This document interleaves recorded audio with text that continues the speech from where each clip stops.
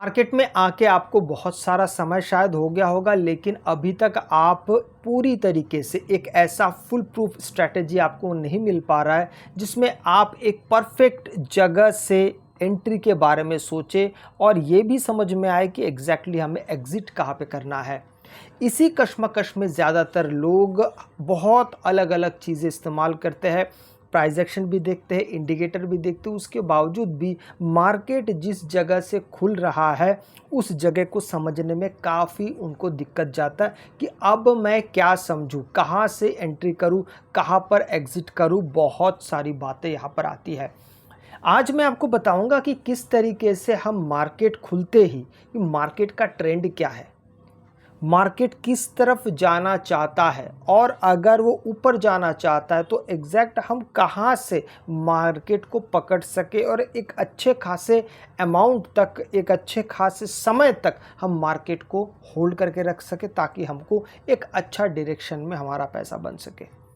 इसके लिए सबसे पहले अगर आपको मार्केट की डायरेक्शन को समझना है तो पहले आप 1 मिनट टाइम फ्रेम पे चले जाइए। आप कोई भी टाइम फ्रेम पे काम कर सकते हैं, इसमें कोई भी अवरोध या उसमें दिक्कत वाली बात नहीं है।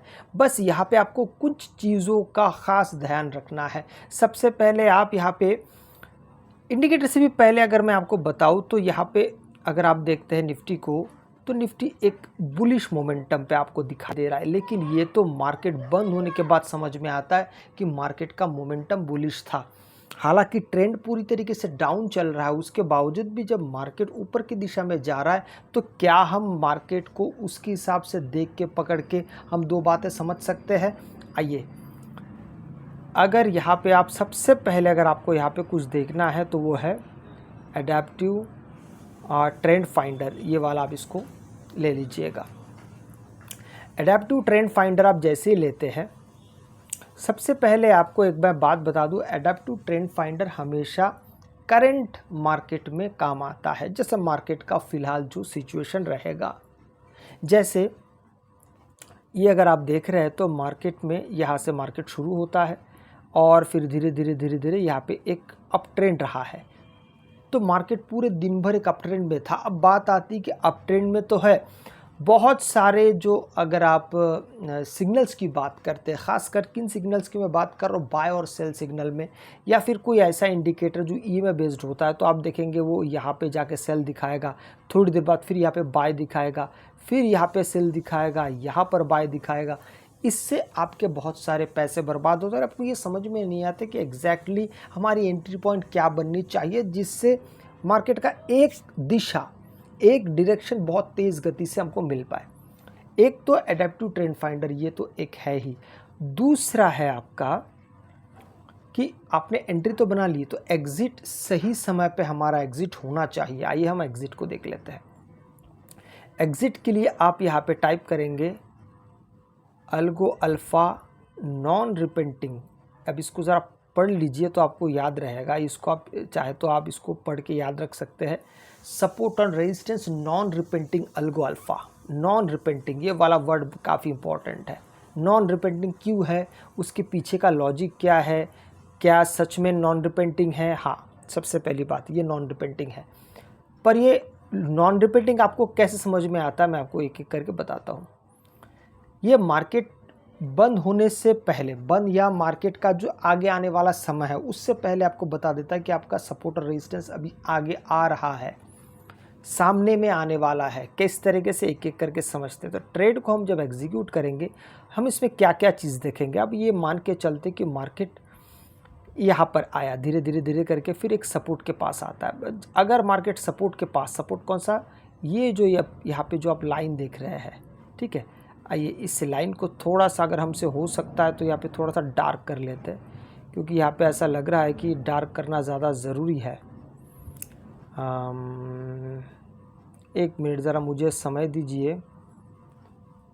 लाइन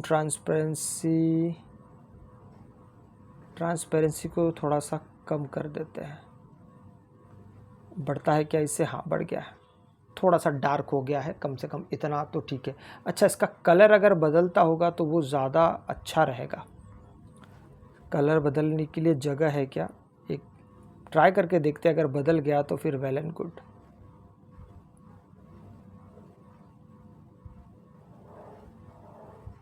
हाँ, बदल गया है। चलिए, हमारा काम में जो चाहिए था हमको मिल गया। अब देखिए, ये बदलने से फ़ायदा क्या हुआ, इसके पहले वो थोड़ा-सा समझ में नहीं आ रहा था, बहुत फेंट दिख रहा था। अब देखिए, अब हम इंतज़ार करेंगे कि मार्केट इस सपोर्ट के पास कब आएगा। ये जो डायनामिक आप सपोर्ट दे रही है, ट्रेंड लाइन जो ऑटोमेटिक आपको ये वाला इंडिकेटर बना के देता है। मैं आपको इसको थोड़ा-सा पहले इस इंडिकेटर के बारे में बता देता हूँ, फिर मैं इसको दोबारा शुरू करता हूँ। इस इंडिकेटर के बारे में अगर मैं बात करूँ, तो ये करंट मार्केट में आपका ट्रेंड लाइन आपको बना के दे के चलता है। बिल्कुल ऐसा नहीं कि वो बाद में बनेगा। बहुत सारे ट्रेंड लाइन का अगर आप इंडिकेटर ढूंढने निकलते हैं तो आपको यहाँ पर सबसे पहला दिक्कत आता है कि वो मार्केट ख़त्म होने के बाद फिर ट्रेंड लाइन वहाँ पे फॉर्म होता है। चाहे आप मैक्सिमम ट्रेंड लाइन इंडिकेटर ऐसे ही काम करता है, लेकिन एडेप्टिव ट्रेंड फाइंडर एक ऐसा इंडिकेटर है जो ऑलरेडी मार्केट के साथ आपका ट्रेंड लाइन बनाया हुआ दिखेगा आपको। तो हमारा स्ट्रैटेजी क्या है, जैसे ही ये सपोर्ट के पास आएगा, अब हम यहाँ पे रिकन्फर्म करेंगे कि मार्केट कहीं गिरने तो नहीं वाला इस जगह से। इसके लिए हम अल्गो अल्फ़ा का इस्तेमाल करेंगे, और यहाँ पर जैसे मार्केट इस जगह पे पहुँच जाता है सपोर्ट के पास, तो हमें यहाँ पे क्या क्या दिखाई देता है सबसे पहले आप वो एक बार समझ लीजिए, ठीक है।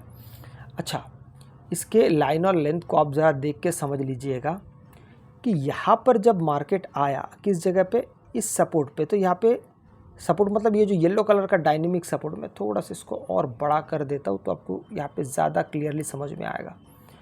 देखिए, यहाँ पे इस सपोर्ट के पास आ तो गया है, लेकिन यहाँ पे अल्गो अल्फ़ा का सपोर्ट नहीं मिला है।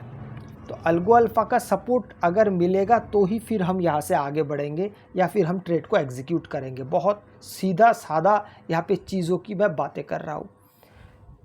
जब तक हमको दोनों कन्फर्मेशन चाहिए, ये भी और ये भी।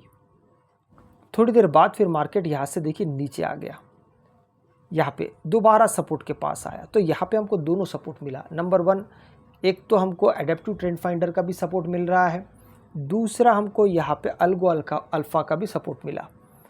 ट्रेड लेने की जगह जब ये वाला कैंडल के ऊपर जो और एक कैंडल क्लोज करेगा, यहाँ से हम इसको एग्जीक्यूट कर देंगे। हमारा टारगेट क्या होगा, जब ये दोबारा इसके पास पहुँचेगा, किसके पास पहुँचेगा, अब देखिए यही से जब इसके हमें जब सपोर्ट मिलता है तो इसका फ़ायदा क्या होता है। देखिए, अगर किसी कारण से आपने सिर्फ इसके बेस पर ट्रेड लिया होता तो पहले मार्केट ऊपर फ्लैट था, फिर थोड़ा ऊपर गया, फिर थोड़ा नीचे आया, तो इतने देर में आपका एक बहुत अच्छा खासा जो ट्रेड बन सकता था, आप या फिर यूँ कह सकते हैं कि प्रीमियम थोड़ा डीके हो जाएगा, जो आपको ये इंडिकेटर जब साथ में आता तो डीके होने देता नहीं है। यहाँ से लेके फिर हम दोबारा रेजिस्टेंस तक काम करेंगे और देखेंगे कहाँ पे हमको रेजिस्टेंस मिलता है। अब ध्यान से अगर देखेंगे तो ये रेजिस्टेंस यहाँ पे पहुँचा है, और यहाँ पे पहुँचने के बाद रेजिस्टेंस हम कैसे समझ में आ रहा है हमको, देखिए एक तो यहाँ पे इसने इस लाइन को टच कर दिया है, लेकिन यहाँ पे हमारा अल्गो अल्फ़ा का इंडिकेटर ये कह रहा है अभी तक मुझे सब रेजिस्टेंस मिला नहीं है, तो हम वेट करेंगे। थोड़ी देर बाद दोबारा यहाँ पे आता, अब अल्गो अल्फ़ा को रेजिस्टेंस मिला है और इसके नीचे इसको मिल गया है, क्या मिल गया है, एग्जिट मिल गया या रेजिस्टेंस मिल गया है, तो हम यहाँ पर एग्जिट कर देंगे। पर याद रहे ये हमारा ट्रेड लेने की जगह नहीं है। क्यों नहीं है, क्योंकि मार्केट का ट्रेंड क्या है वो इस एडेप्टिव ट्रेंड फाइंडर से हमें पता चल रहा है। बात को आप समझिए, एडेप्टिव ट्रेंड फाइंडर से हमें पता चल रहा है कि मार्केट का ट्रेंड अप है, तो हम डाउन ट्रेंड की तरफ क्यों मूव करेंगे, हम नहीं करने वाले। दोबारा अगर मार्केट आता है इस जगह पे, कहाँ पे, फिर से सपोर्ट के पास, तो ही हम यहाँ पर ट्रेड लेंगे। अब देखिए आप यहाँ पे देखते हैं तो आप यहाँ से दोबारा ट्रेड ले सकते थे, कैसे। अच्छा, एक बात तो मैं बोलना भूल गया, अगर सपोर्ट के पास ये ब्रेकआउट दे, बेहतर तो होगा, सबसे अच्छा कि ब्रेकआउट दे, वो तो एक बात होगी। दूसरा, अगर दो कैंडल लगातार बन भी जाता है सेम कलर का, मतलब ग्रीन कलर का सपोर्ट के पास, और दोनों का सपोर्ट होना चाहिए यहाँ पे, किसका किसका, एडेप्टिव ट्रेंड फाइंडर का भी सपोर्ट होना चाहिए और साथ में अल्गो अल्फ़ा का भी सपोर्ट होना चाहिए। तो आप अगर लगातार मार्केट दो कैंडल बना रहा है सेम कलर का, तो भी आप यहाँ से ट्रेड को एग्जीक्यूट कर सकते हैं। और हमें एग्जिट कब करना है, जब मार्केट दोबारा रेजिस्टेंस के पास चला जाएगा तब हमें एग्जिट कर देना है। याद रहे, एंट्री वहाँ पर नहीं होगी। मैं अगर आपको कोई और मार्केट को अगर दिखाता हूँ, फॉर एग्जांपल देखिए, अभी इस मार्केट को देखिए आप, यहाँ पर भी वैसे ही चल रहा है, लेकिन हमें यहाँ पे दोनों रेजिस्टेंस चाहिए। देखिए फॉर एग्जांपल अगर आपने इस मार्केट में यहाँ पर हमें मिल रहा है, इस जगह को अगर आप देखते हैं, आप इस जगह से आपको मिल रहा है क्या? अगर अच्छे से ध्यान से देखा जाए तो हमें यहाँ पे नहीं मिला है। क्यों नहीं मिला है? क्योंकि यहाँ पे अल्गो अल्फ़ा सपोर्ट नहीं दे रहा है, तो हम ट्रेड में एग्जीक्यूट भी नहीं करेंगे, याद रखिएगा।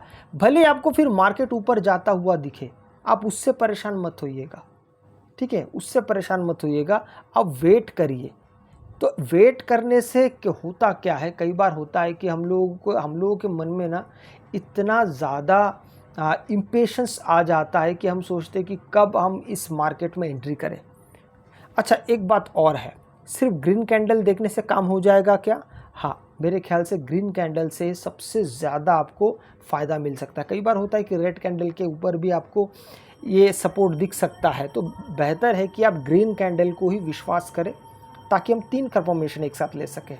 नंबर 1 अल्गो अल्फ़ा का, नंबर 2 एडेप्टिव ट्रेंड फाइंडर का, और नंबर 3 कैंडल्स का। तो तीनों को मिला के जब हमें ट्रेड मिलेगा वो बहुत सटीकता से मिलेगा, और इसमें स्टॉप लॉसेस के चांसेस जो होते हैं ना वो बहुत कम होते हैं। स्टॉप लॉस लेकिन अगर लगता है तो कहाँ लगेगा? जिस कैंडल से आप ट्रेड ले रहे हैं उसी कैंडल का जो लो होगा वो आपका, अगर आप बाय कर रहे हैं तो उसका लो आपके लिए सब एसएल का काम करेगा, और अगर आप सेल कर रहे हैं ऊपर की दिशा में तो उसका हाई आपके लिए स्टॉप लॉस का काम करेगा। अगर आपको वीडियो अच्छा लगे तो लाइक शेयर सब्सक्राइब जरूर कीजिएगा। आपसे मैं अगले वीडियो मिलता हूँ, तब तक के लिए जय हिंद।